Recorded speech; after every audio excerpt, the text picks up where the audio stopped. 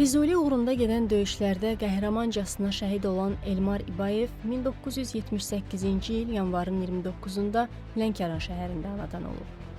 O 1984-cü ildə Vaqif Əliyev adına 4 nömrəli tam orta məktəbin 1-ci sinifinə daxil olub.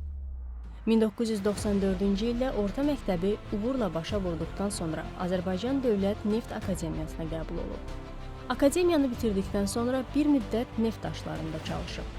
Daha sonra Milli Aviasiya Akademiyasına daxil olub.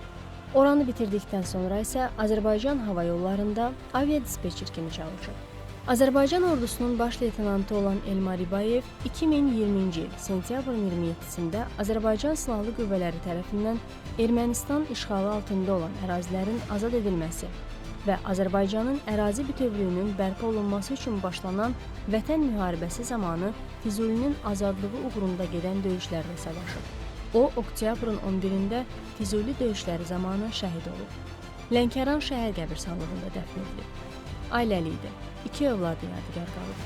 Azərbaycan Prezidenti İlham Əliyevin sərəncamına əsasən Elmar İbayev ölümündən sonra Vətən uğrunda, igidliyə görə və Füzulinin azad olunmasına görə medalları ilə təltif edilib.